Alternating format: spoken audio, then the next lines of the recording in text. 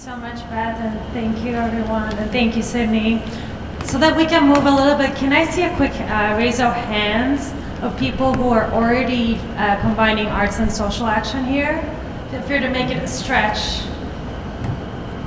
Thank you. And can I see a raise of hands of people who are interested in combining arts and social action? So I just want to recognize that there is a lot of knowledge in this room, and I look forward to talking to you when we are moving forward to the next sections.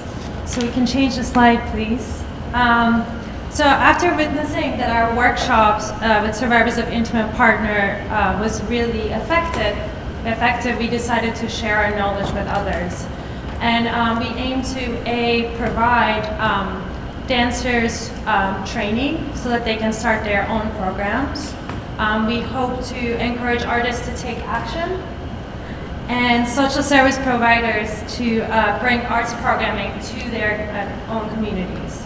We also would love to, as Beth mentioned, be a connector between artists and the social service community. Next slide, please. Interestingly, we started sharing our work first globally. In 2009, we went to Canada. We went to Montreal and worked intensively with a dance company and a domestic violence shelter. And as a result of that training right now, there's a program there where dancers are offering hundreds of movement workshops a year at 2 different domestic violence shelters. And this is their website, just if you were wondering why. This program is now called Global Community Action Residencies. Next slide, please. And so I just want to touch base on what it is real quickly. As you can kind of see, there are many components to it, but in summary, it's a cultural exchange of our community action and artistic work. And exchange is the key word here, because we don't see this as a top-down approach. We see it as a 2-way learning experience. So to ensure that this happens, wherever we go in the world, we make sure that we have local, artistic, and community action partners. And we've been to different parts of the world, and we already witnessed that there's so many people who are interested in combining arts and social action. Next slide, please. We've been to Istanbul, Turkey.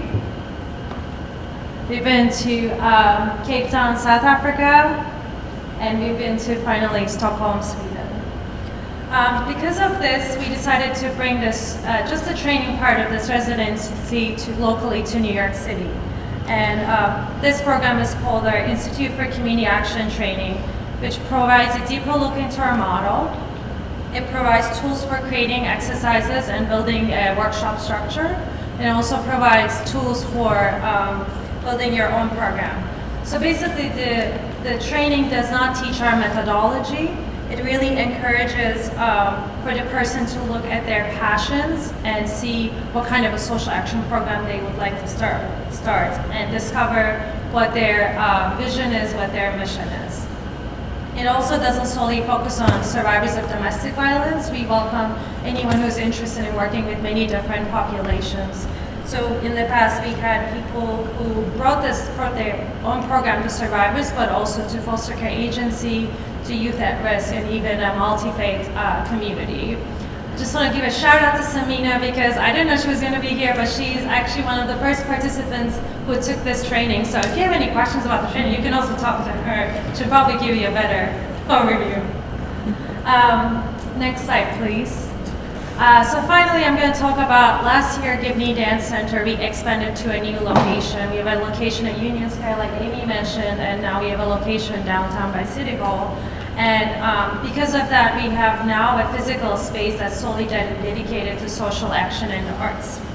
Just want to tell you a little bit about our ongoing offerings, because it's really exciting to be providing this kind of work on an ongoing basis. First, we can go to the next slide, sorry. First, we have a library of books. If anyone is interested in developing their work through reading, we have books that you can check out about trauma, violence, how to utilize dance to affect social change, workshop tools. Next slide, please. No, not yet, sorry. We also offer workshops by other artists who are doing social action work. We think that ours is one model, and there's a lot of great work out there. So this gives an opportunity for people to come and experience a different kind of model and learn from it. We also have a program called Exercise Exchange, which is actually the slide before, sorry. Where you can bring an exercise that you've been working on, that you've been creating, and you would like to get feedback on it. Last week when we had our exercise exchange, someone came, Megan, came and brought chocolate, and we tasted chocolate and created a movement based on the sensations in our mouth. So that was really exciting, to eat chocolate.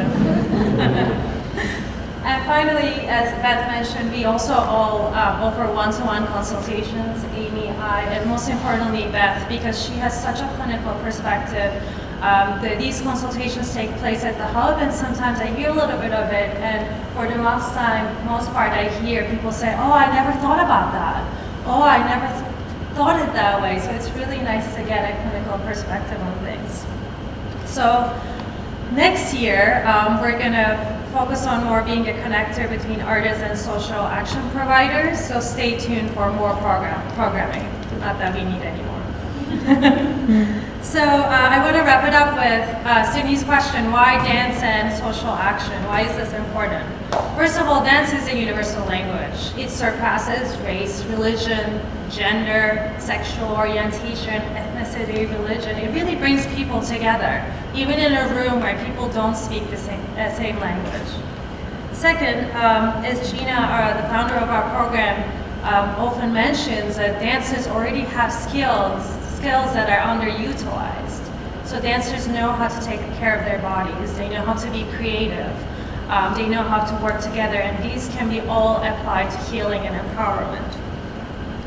Third, dance provides a new way of expression. The other day I was doing a workshop at one of our partner organizations, and one of the staff members after the workshop told me, I was really surprised that one of the participants opened up so much. And I was like, I said, why? And she said she has been having a lot of trouble actually expressing herself.